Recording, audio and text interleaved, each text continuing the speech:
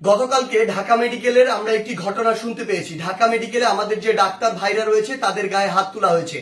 যে যারা হাত তুলেছে তারা কি অভিযোগ করেছে? তারা অভিযোগ করেছে সেখানে নাকি একজন যে পেশেন্ট মারা গিয়েছিল সেখানে ডক্টরদের গাফিলাতি ছিল, ওই ঢাকা মেডিকেলের গাফিলাতি ছিল।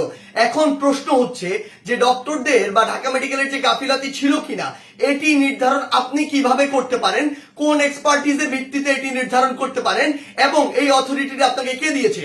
যদি কোনো গাফিলাতি থেকে থাকে, ডক্টরের হোক, প্রশাসনের হোক, কিংবা যে কারো হোক, কিংবা কর্তৃপক্ষের হোক, অবশ্যই তার বিচার হবে। তার বিচার একটি প্রক্রিয়াধীন প্রক্রিয়া হবে, একটি তদন্তের মাধ্যমে হবে। সেই অভিযোগটি আপনি বিএমডিসি তে করতে পারেন কিংবা সেই অভিযোগটি আপনি প্রশাসনের কাছে করতে পারেন। কিন্তু আপনার কি অভিজ্ঞতাটুকু রয়েছে, আপনার কি দক্ষতাটুকু রয়েছে যে একজন ডক্টর তার সাথে গাফিলতি করেছে কিনা সেটি যাচাই করার? আমাদের সবচেয়ে বড় এখন যে সমস্যাটি হয়ে গিয়েছে, আমরা এই বাঙালিরা অধিকাংশ ক্ষেত্রে অধিকাংশ বাঙালি নিজেদেরকে সব জায়গার দক্ষ মনে করি এবং সব জায়গায় নিজের নাক গলাতে যাই। আপনি আমাকে একটি জিনিস বলুন, যে ডাক্তার 5 বছর ধরে এমবিবিএস পাস করলো, 1 বছর ইন্টার করলো, এরপর বছর বছর ধরে বিভিন্ন ডিগ্রি নিল, পড়াশোনা করলো, তিনি একজন পেশেন্টকে যেভাবে ডিল করেন, তিনি পেশেন্টের ভিতরের এবং বাইরের বিষয়গুলো যেভাবে জানেন, যেভাবে ট্রিটমেন্ট করেন, আপনি কিভাবে মনে করেন আপনি সেই পড়াশোনা না করে শুধু বাইরে থেকে দেখে নিজের চোখে যা মনে হলো তা দেখে তাকে একটি নির্দিষ্ট রেজাল্ট দিয়ে দিচ্ছেন, একটি নির্দিষ্ট ব্লেম দিয়ে দিচ্ছেন?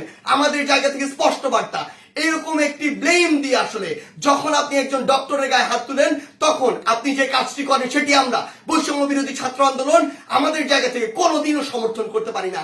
আপনাদের যদি কোনো অভিযোগ থাকে সেই অভিযোগটি আপনি জানাতে পারতেন।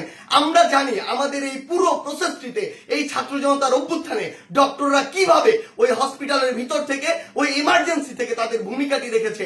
আমরা দেখেছি যখন কিছু সরকারের পাঁচাটা স্পিরিট, ডক্টরদের যে স্পিরিট, সেই স্পিরিটটি যাদের মধ্যে নাই, এমন গুটি কয়েক ডক্টর যখন ওই ছাত্র জনতার গণঅভ্যুত্থানে আমাদের আহত ভাইদের চিকিৎসা দিতে বাধা দিচ্ছিল, তখন অধিকাংশ ডক্টর নিজের জায়গা থেকে রিস্ক নিয়ে আমাদের ওই ভাইদেরকে চিকিৎসা দিয়েছিল।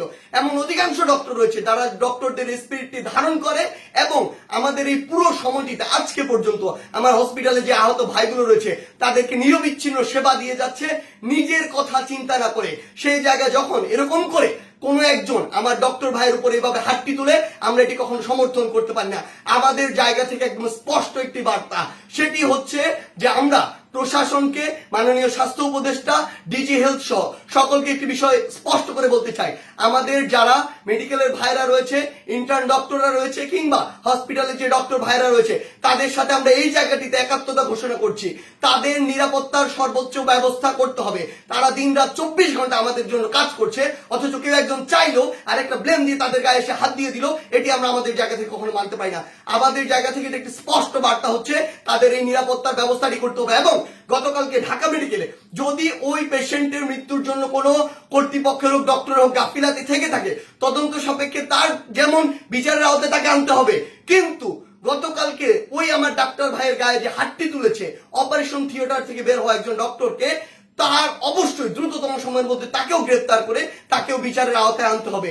আমাদের জায়গা থেকে স্পষ্ট একটি বার্তা, আইন নিজের হাতে তুলে নেওয়ার মতো অন্যায়টি যদি আপনি করেন তাহলে আপনার পক্ষে কোনোদিন আমাদের অবস্থান থাকবে না। ধন্যবাদ।